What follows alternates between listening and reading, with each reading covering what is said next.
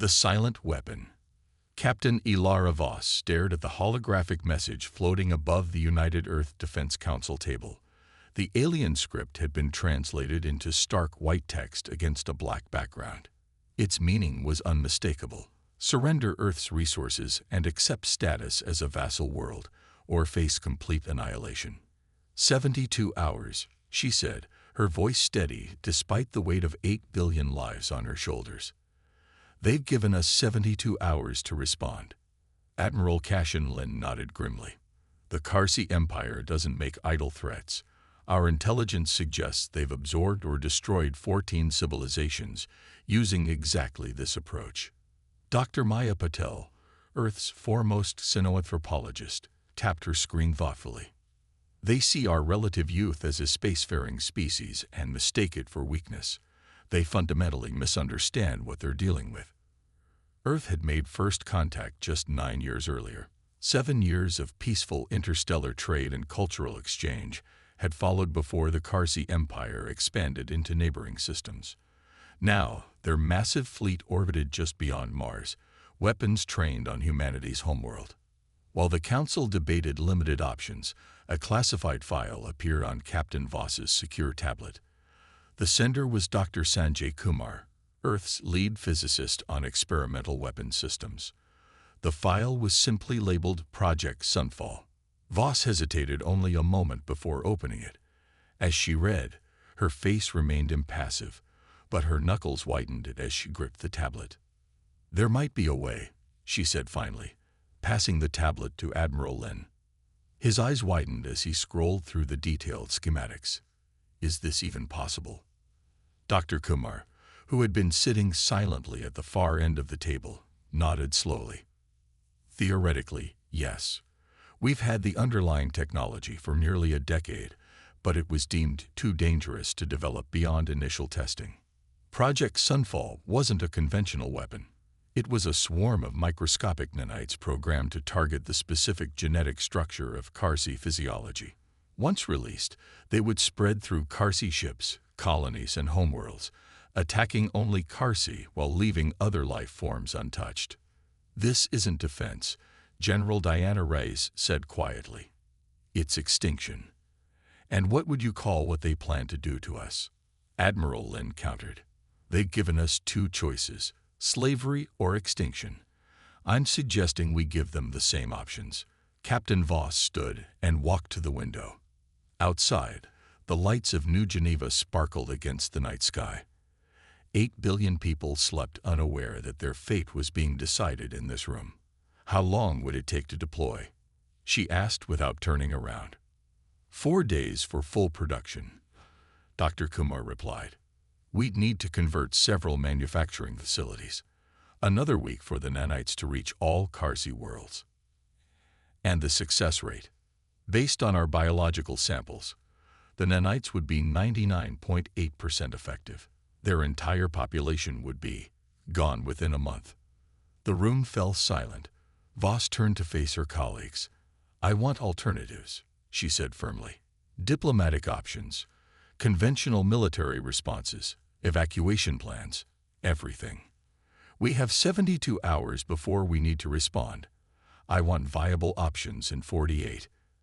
As the meeting dispersed, Voss remained behind, staring at the holographic ultimatum still hovering above the table. Her tablet blinked with an incoming message from Dr. Kumar. "Production facilities identified. Awaiting your order." Voss didn't reply. Instead, she called up images of the 14 worlds already conquered by the Karsi, worlds once full of life and civilization, now stripped of resources, their populations enslaved or worse. Would Earth be next? The following day brought no new options. Earth's defense fleet was formidable, but no match for the massive Karsi armada. Diplomatic channels remained open, but the Karsi Emperor refused to modify his demands. Captain Voss met with President Sophia Chen in her underground command center. The global leader looked tired, her usual confidence replaced by grim resignation. "They say you have a weapon that could save us," she said without preamble. "Not a weapon, Madam President. An extinction event designed specifically for Karsi biology. The president closed her eyes, and it would kill them all. Yes, every last one, including their children. They're civilians who have no say in their empire's actions. Voss nodded. The nanites don't distinguish between soldiers and civilians. They target the Karsi genetic code. All of them would die. President Chen stood and paced the small room. My grandmother survived the resource wars. She told me stories about how close we came to destroying ourselves, how we built weapons that could render continents uninhabitable. The miracle wasn't that we survived. The miracle was that we learned from it. This is different, Voss said. We're facing an external threat of extinction. Is it different? The president turned to her. If we use this weapon, we save Earth but lose our humanity. We become the very monsters we fear. With respect, Madam President, we be dead monsters. The Karsi have never bluffed. They will destroy our world if we don't submit. The countdown continued. 50 hours. 40. 30. The Karsi ships moved closer. In a secure facility beneath the Arctic ice, Dr. Kumar and his team prepared the nanite production line. They needed only the final authorization code to begin. 24 hours remained when Captain Voss called the council together again. No new viable options had emerged. The Karsi Emperor had sent a new message. Their patience was wearing thin. We've run out of time, Admiral Lin said. We need to make a decision. Voss looked around the table at the faces of Earth's leadership. Some resigned, some angry, all afraid. We're better than this, Dr. Paddle said softly. There must be another way. There is, General Reyes replied. It's them or us. Voss picked up her tablet. The authorization code for Project Sunfall waited, needing only her biometric signature to activate. She thought of all the people who would die if she didn't act, and all who would die if she did. The fate of 2 species rested in her hands. The Karsi made the decision for her. Without warning, they launched an attack on Earth's outer defense platforms, destroying them instantly. Their massive ships moved into low orbit, weapons charging. They're not waiting for their deadline, Admiral Lin reported, his face appearing on emergency channels worldwide. All defense forces engage. Civilian shelters activate. In the Arctic facility, Captain Voss watched as scientists made final adjustments to the delivery system. Once deployed, there's no recalling them, Dr. Kumar warned, his hands trembling slightly. Every Karsi in their empire will be affected within weeks, and there's absolutely no possibility of affecting humans or other species. Voss asked. None. We've run every simulation. The nanites target only their specific genome before self-destructing. Voss thought of the subjugated species suffering under Karsi rule, of Earth's children who might never see adulthood if she hesitated. Begin deployment, she ordered, and may history forgive us. The Arctic facility hummed with activity. Behind thick glass walls, robotic arms assembled microscopic machines by the millions. Each nanite was smaller than a human cell, invisible to the naked eye, but programmed with a singular purpose: seek and destroy Karsi life. Dr. Kumar typed the final command sequence. The production lines accelerated to maximum capacity. The delivery vessels are prepared, he reported. 5,000 stealth drones, each carrying millions of nanites. They'll bypass the Karsi fleet and make hyperspace jumps directly to all known Karsi worlds. Voss had not slept in 36 hours. The weight of her decision pressed down on her like the miles of ice above their hidden base. Show me the simulations again, she requested. Dr. Kumar brought up a holographic display showing the projected spread of the nanites through the Karsi Empire. Tiny blue dots representing the nanites moved from planet to planet, multiplying as they went. Red dots representing Karsi life forms blinked out one by one until none remained. Each nanite can replicate itself using materials found in common environments, Dr. Kumar explained. They'll spread through water systems, air currents, even physical contact. The Karsi won't know what's happening until it's too late. And after? Voss asked. What happens to the nanites when there are no more Karsi? They'll break down into harmless organic compounds within 30 days of their last contact with Karsi DNA. Nothing will remain. No evidence, no trace. The first batch of nanites was ready. Voss inspected the sealed container, a small vial containing what looked like clear water. There was nothing to see, no way to tell that this innocent-looking liquid contained billions of programmed killers. Will they suffer? She asked quietly. Dr. Kumar hesitated. The process will be relatively quick. Respiratory failure within hours of infection. They'll lose consciousness before the end. A small mercy. An alert sounded throughout the facility. Admiral Lin's face appeared on the main screen, his expression grim. Captain, the Karsi fleet is bombarding our major cities. Our orbital defenses are failing. We need that solution now. The first wave is ready for launch, Dr. Kumar confirmed. Deploy immediately, Voss ordered. Every minute we wait means more human lives lost. Deep beneath the ice, hidden bay doors opened. The first 100 drones rose silently into the Arctic night, accelerating upward until they vanished among the stars. They'll reach Karsi Prime in 4 days, Dr. Kumar said. The other core worlds within 6. 4 days. Voss wondered if Earth would still exist by then. She wondered if she could live with herself either way. Captain, a communications officer called out. We're receiving a direct transmission from the Karsi flagship. They're requesting you specifically. The main screen changed to show the face of Grand Admiral Zeth Kara, his scaled skin the deep purple of Karsi nobility, his eyes the cold amber of a predator. Captain Voss, he said, his translator converting his clicking language into smooth human speech. I am told you are the one who decides Earth's fate. Voss straightened her uniform. I am one of many leaders, Admiral. Why have you begun your attack before your own deadline? The alien made a gesture that might have been a shrug. Time is valuable. I saw no reason to wait when your answer was obvious. And what answer did you expect? Defiance, of course. Your species has a reputation for stubbornness. It makes little difference. By tomorrow, your world will be ours.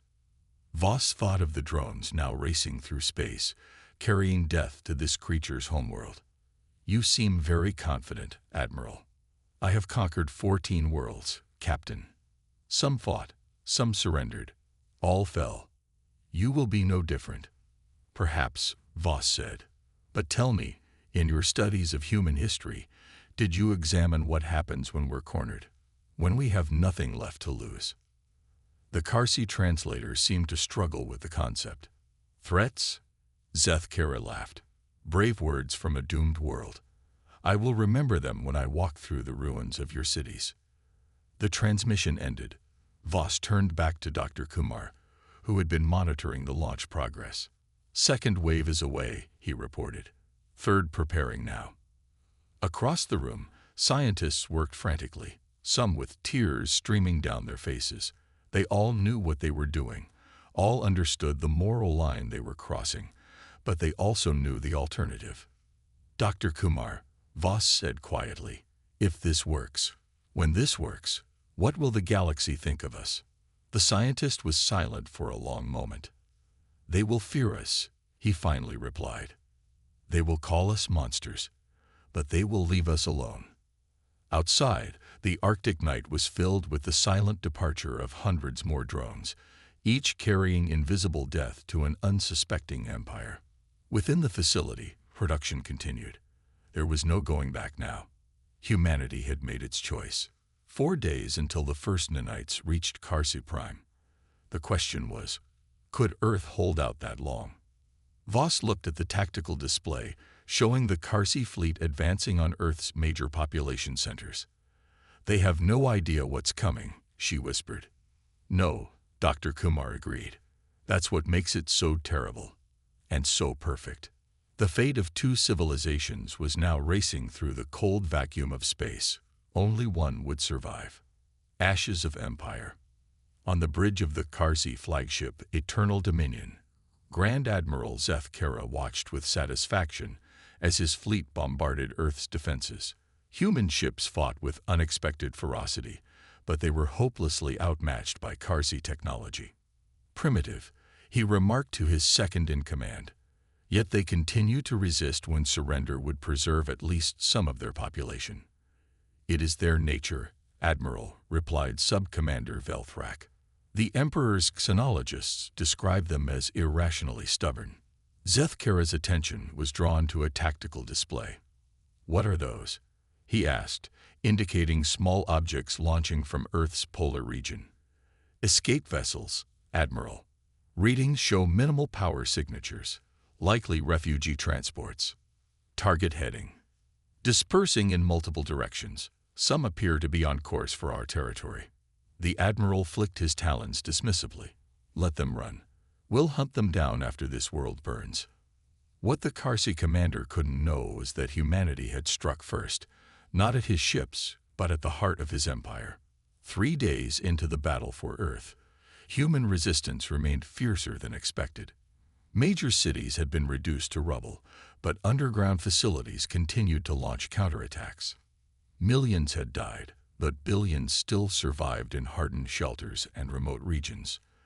Zethkara was preparing the final assault when an urgent communication arrived from Karsi Prime. The Emperor himself appeared on the main screen, his scales the deep crimson of the royal bloodline. Grand Admiral, the Emperor said, his voice unusually strained. Reports arrive from our core worlds of an unknown affliction. Military personnel are falling ill in concerning numbers. Zethkara bowed his head. What are the symptoms, Exalted One? Rapid respiratory decline followed by total system failure. Our medical authorities are baffled. A natural outbreak, perhaps. Some local contagion. It began simultaneously on 3 worlds, Admiral. This is no natural occurrence. The Emperor's eyes narrowed. Did any vessels from Earth reach our territory? Zethkara felt a sudden chill. Only a few small transports, Exalted One. They appeared to be refugee vessels, carrying nothing but water and basic supplies. Find them, the Emperor commanded. Destroy them immediately, and return with a portion of your fleet to investigate this situation. The communication ended, leaving Zethkara disturbed. He turned to his medical officer. Analyze our crew for any unusual symptoms. Full bioscans on all personnel. On Earth, Captain Voss received the news with mixed emotions. The orbital bombardment had ceased as a significant portion of the Karsi fleet jumped to hyperspace, racing back to their core worlds. They've taken the bait, Admiral Lind reported from his emergency command post. Our defense grid is holding against the remaining forces. Any word from our carriers? Voss asked. All reached their destinations. The nanites have been dispersed on 17 Karsi worlds, including their homeworld. Dr. Kumar approached with a tablet showing the latest simulations. The spread is proceeding faster than predicted. Karsi physiology makes them particularly susceptible. The first cases have already been reported on their military vessels. Voss stared at the display. Red dots representing Karsi life forms were already beginning to blink out. How long until total dispersal? She asked. 2 weeks for complete saturation of all Karsi territories, Kumar replied. Though effects will be apparent much sooner. Voss nodded, her face giving away nothing of the turmoil she felt inside. Keep me updated on Earth's defenses. We need to hold out until the Karsi are too weakened to continue their assault. As she left the command center, President Chen fell into step beside her. It's working then, the president said quietly. Yes, Madam President. Do you know how many? Voss didn't pretend to misunderstand. Current Karsi population estimates are approximately 32 billion across their empire. 32 billion. The president's voice was barely audible, more than 3 times our own population, and we've sentenced them all to death. They gave us no choice, Voss replied. But the words felt hollow even as she spoke them. On the Eternal Dominion, Zethkara received increasingly disturbing reports. 1/3 of his crew had fallen ill with the mysterious ailment. Similar reports came from every ship in the fleet. On Carsi Prime, the death toll had reached millions and was climbing exponentially. "What is happening to us?" he demanded of his science officer, who was herself showing symptoms, her once vibrant scales now dull and flaking. "We've detected no conventional pathogens," she replied, her voice weak. "No radiation, no toxins. It's as if our cells simply forget how to function." Zethkara stared at the holographic display of Earth. Understanding dawned, followed by rage. "The refugee ships," he snarled. "They weren't fleeing. They were attacking." He opened a communication channel to Earth. Captain Voss appeared on the screen, her face composed but weary. "What have you done?" Zethkara demanded. "What you forced us to do," she replied simply. "You threatened our extinction. We responded in kind. You've released some kind of bioweapon against us. Not a bioweapon. Something more elegant, more complete." The Carsi admiral's eyes widened. "You've doomed yourselves. Even now, our remaining forces can destroy your world." "You won't," Voss said with quiet certainty. "Your ships are already affected. Your crews are dying. In days, you won't have enough healthy personnel to operate your weapon systems." "This is genocide," Zethkara hissed. "Yes," Voss agreed, and for the first time, emotion cracked through her professional facade. "It is, but it was your choice, Admiral, not ours." The communication ended. Zethkara turned to his second-in-command, who was struggling to remain standing. "Order all remaining ships to target Earth's population centers," he commanded. "If we are to die, we will not die alone." But the order was never carried out. Within hours, the Carsi fleet was in disarray. Ships drifted out of formation as their crews succumbed to the invisible attack. Some attempted to jump to hyperspace, hoping to outrun what couldn't be outrun. Others maintained their positions, weapons armed but unable to fire as command systems failed. On Earth, Voss watched the Carsi fleet disintegrate. "They're dying," Dr. Kumar confirmed, reviewing real-time data. "Faster than we projected. The nanites are adapting, becoming more efficient. Can we stop it?" Voss asked suddenly. Kumar looked at her in surprise. "Stop it? No.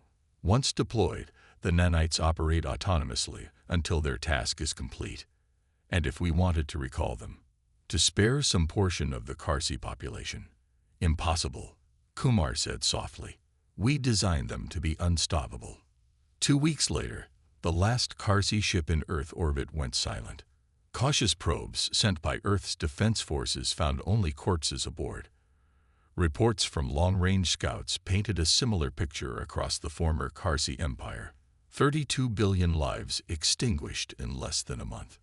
Cities stood empty. Ships drifted in space. An entire civilization had been erased. But not everything had been destroyed. On the worlds the Carsi had conquered, subjugated species emerged from enslavement, looking to the stars with uncertainty.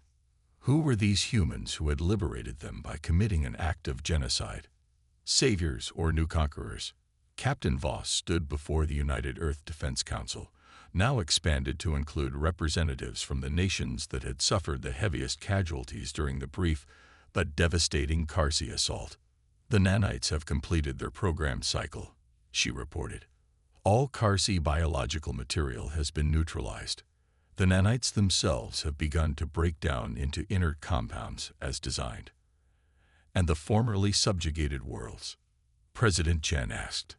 "Initial contact has been made with representatives from 12 different species. They're understandably wary, but open to diplomatic relations." "Do they know what we did?" someone asked. "Yes," Voss replied. "We've been transparent about our actions and our reasons." And their response? Mixed. Some see us as liberators. Others fear we may be more dangerous than the Carsi. "They're right to fear us," Admiral Lin said quietly. "We've proven what we're capable of."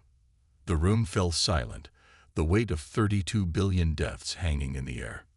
"We need to establish a new framework for interstellar relations," President Chen finally said. "One that prevents any civilization from ever being pushed to the choice we faced. And if we're ever threatened again, General Rise asked. Then we remember this moment, Voss said, and we find another way. 6 months later, Captain Voss stood on the observation deck of the diplomatic vessel Reconciliation as it approached the newly established Galactic Concord Station. Representatives from 23 species had gathered to form a mutual defense and non-aggression pact. Dr. Patel joined her at the viewport. They're calling it the Voss Doctrine. You know. What is? The principle that no species should have the power to threaten another with extinction. That such power, once demonstrated, must be regulated by mutual agreement. Voss stared out at the stars. I'm not sure I deserve to have my name attached to anything but a war crimes tribunal. You did what you believed was necessary to save our species. Yes, and I'll live with that decision for the rest of my life. Voss turned to face the xenoanthropologist. But if we're to have any future worth living, we need to ensure no one, including us, ever feels compelled to make that choice again. As the Reconciliation docked with the station, representatives from the former Carsey territories watched the human vessel approach. Among them were species who had nearly been exterminated themselves, now free to rebuild their civilizations. They looked upon humanity with a complex mixture of gratitude, fear, and hope. The species that had eliminated their oppressors now extended a hand in peace, carrying both the burden of genocide and the promise of a different future. The Empire's ultimatum had failed.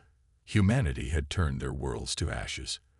But from those ashes, a new order would arise, one built on the solemn vow that such terrible choices would never again become necessary. For Captain Ilara Voss, and for humanity, it wasn't redemption. There could be no redemption for 32 billion deaths. But perhaps in time, there could be understanding. And maybe, someday, forgiveness.